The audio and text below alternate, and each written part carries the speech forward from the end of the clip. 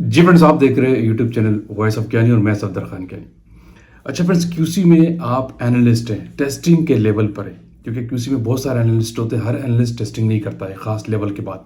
लेकिन अगर आप टेस्टिंग वाले लेवल पे हैं तो मैं आपको कुछ ऐसी इंपॉर्टेंट टिप्स दे रहा हूँ, ऐसी इंपॉर्टेंट बातें बताता हूँ कि ये आपने नहीं करनी। बहुत सारी बातों में से ये सिलेक्टेड बातें बता रहा हूँ, इनसे आपने अवॉइड करना है क्यूसी के अंदर।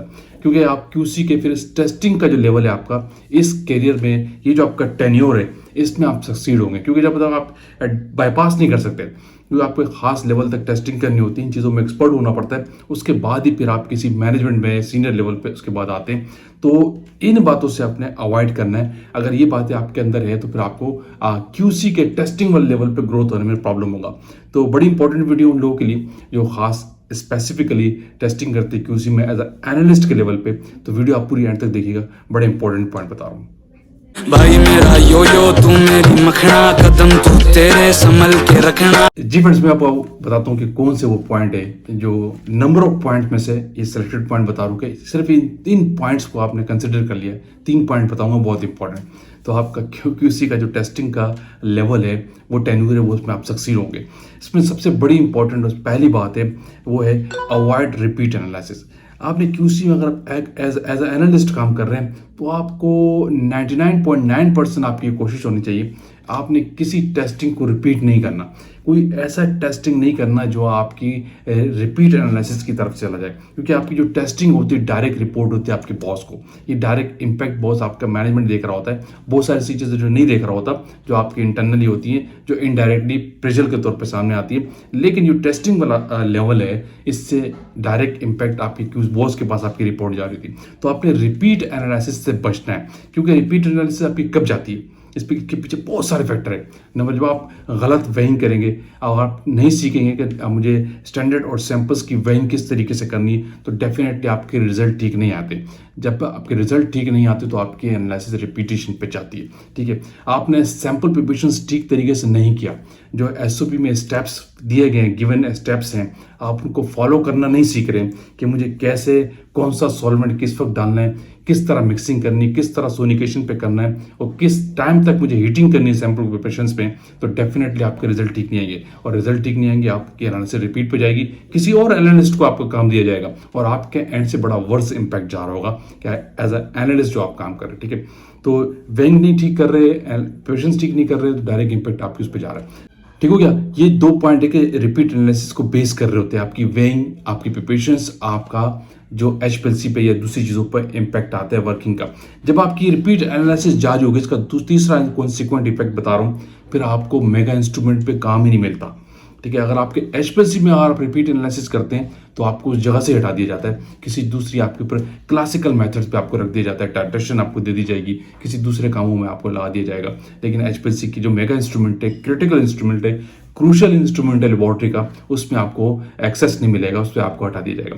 बहुत सारे जो इंस्ट्रूमेंट है, गैस क्रोमेटोग्राफी है, स्पेक्ट्रो है, इन चीज़ों में ऑडिट ट्रायल्स होते हैं। ठीक है, तो आपकी जो रिपीट एनालिसिस आपके एंड से हो रही होगी, वो उसके ऑडिट ट्रायल को इफेक्ट करती है। स्पेशली अगर एचपीएलसी की बात करूँ, जीसी की बात करूँ, स्पेक्ट्रो दूसरे इंस्ट्रूमेंट की बात करूँ, तो सबसे इंपॉर्टेंट चीज़ है कि क्यूसी के अंदर आपने जो टेस्टिंग करनी है, जो आपका टेस्टिंग का लेवल है, उसमें आपने रिपीट एनालिसिस से बचना है। क्योंकि ये डायरेक्ट क्लैश है, एक किस्म का इंटरेक्शन है आपका आपके बॉस के साथ। तो आपने इस चीज़ से बचना है, आपने ओवरकम करना है कि आपका जो भी काम हो 1 गो पे हो, रिपीट एनालिसिस आपने बचना है आप। इसके बाद दूसरा बड़ा इंपॉर्टेंट है वो है अवॉइड ओवर राइटिंग। आप किसके बाद एनालिसिस के बाद जो चीज़ों की डॉक्यूमेंटेशन करते हैं, एसओपी प्रिपरेशंस करते हैं, सिग्नेचर्स करते हैं अपनी जगह पे, रॉ मटेरियल की डॉक्यूमेंटेशन करते हैं, फिनिश गुड की डॉक्यूमेंटेशन करते हैं, सिस्टम सूटेबिलिटी की रिपोर्ट निकालते हैं एचपीएलसी के अंदर, उन जगहों में आपको जहां आपके सिग्नेचर, आपकी डॉक्यूमेंटेशन चाहिए, आपने बचना है कि स्पेशली फोकस होता है रॉ मटेरियल की डॉक्यूमेंटेशन और फिनिश गुड की डॉक्यूमेंटेशन। इससे आपने बचना होता है कहीं पे आपकी ओवर राइटिंग ना हो। आपने आरएफटी के फिनोमिना को, आरएफटी के प्रिंसिपल को समझना है। राइट फर्स्ट टाइम क्या कहता है, तो क्योंकि बहुत सी इंडस्ट्रीज में आरएफटी कैलकुलेट होता है as per analyst, as per QC officer या प्रोडक्शन ऑफिसर, ये निकाला जाता है।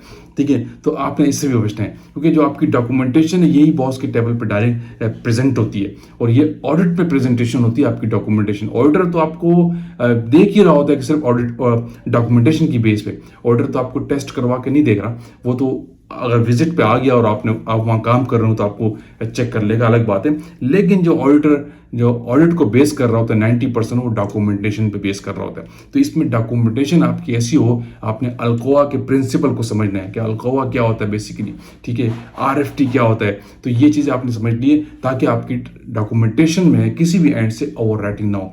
जिन लोगों की डॉक्यूमेंटेशन बड़ी रफ होती है, जो अल्कोआ के प्रिंसिपल को नहीं समझते, तो फार्मा में उनके लिए सर्वाइवल मुश्किल हो जाता है। फार्मा में अगर आपने काम करना है तो आपकी डॉक्यूमेंटेशन लेजिबल हो, नीट एंड क्लीन होनी चाहिए, ताकि आप भी पढ़ें तो कोई दूसरा भी उसको पढ़ सके, आप लिख रहे हो तो दूसरा उसको समझ सके कि आपने क्या लिखा है। तो डॉक्यूमेंटेशन के एंड से आपने ऐसा काम करना होता है कि कहीं भी ओवर राइटिंग नहीं हो और आपकी डॉक्यूमेंटेशन नीट एंड क्लीन हो, स्पेशली रॉ मटेरियल की डॉक्यूमेंटेशन और आपकी जो फिनिश प्रोडक्ट की डॉक्यूमेंटेशन होती है। इस चीज़ से भी आपने बचना है। अगर आपके QC वाले लेवल में ये 2 पॉइंट बहुत इंपॉर्टेंट, टेस्टिंग और डॉक्यूमेंटेशन। लेकिन इस पर एक बड़ी इंपॉर्टेंट चीज़ तीसरी जो कनेक्ट कर रही है, बहुत इंपॉर्टेंट चीज़ है, वो है टाइम मैनेजमेंट।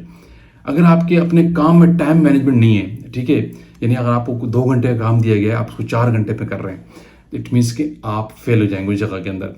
QC के स्टेज पे आप फेल हो जाएंगे, टेस्टिंग के स्टेज पे आपको फेल हो जाएंगे। तो ये टाइम मैनेजमेंट का फैक्टर तो आपको किसी भी लेवल पे काम आता है, लेकिन हर लेवल के लिहाज से हर जगह पे इसकी इन्वॉल्वमेंट है। तो डेफिनेटली जब आप टेस्टिंग कर रहे होते हैं तो उसमें टाइम मैनेजमेंट बहुत इंपॉर्टेंट रहती है।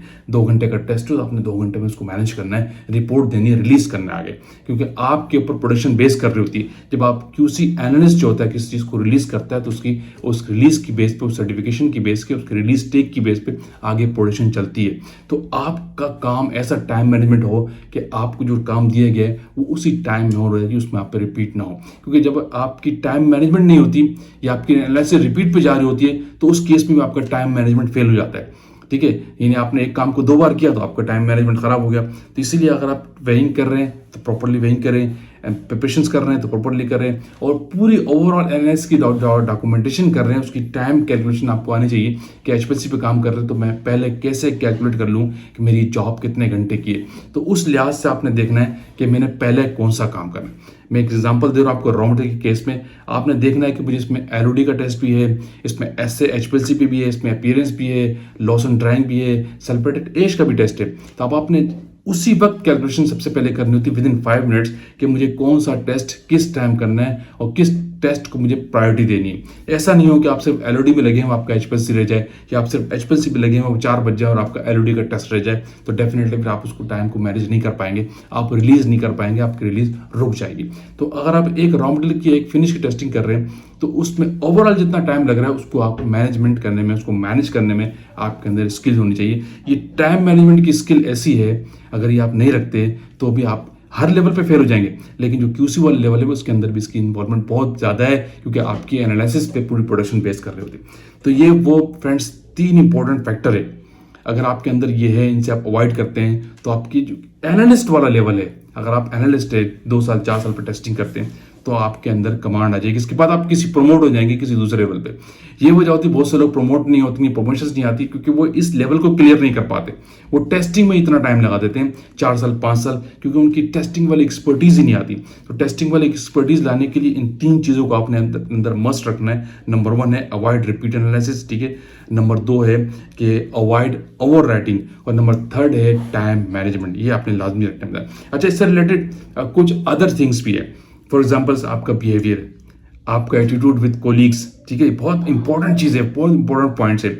तो इनका इम्पैक्ट आपकी सक्सेस पे, ग्रोथ पे क्या आता है वो मैं आपको किसी और वीडियो में बताऊंगा। लेकिन आज की वीडियो का फोकस ये था, अगर आप एनालिस्ट हैं तो ये 3 पॉइंट अपने अंदर रखें सही तरीके से, जो मैं आपको वीडियो में बताया, तो आपका एनालिस्ट वाला जो टेन्यूर है उसमें आप सक्सीड हो जाएंगे और जल्दी आपकी प्रमोशन सक्सेस और प्रमोशन के चांसेस आ जाएंगे और आप उसी में किसी और लेवल पर चले जाएंगे, प्रमोट हो जाएंगे। तो वीडियो का एंड करते हैं कि वीडियो आपने लाइक किया तो शेयर कीजिए, कमेंट्स कीजिए। अगेन कहूँगा जो लोग चैनल पर न्यू है वो लाजम सब्सक्राइब कीजिए ताकि ऐसी टेक्निकल वीडियोस आप तक पहुँचती रहे। Thank you for watching. अल्लाह हाफिज़।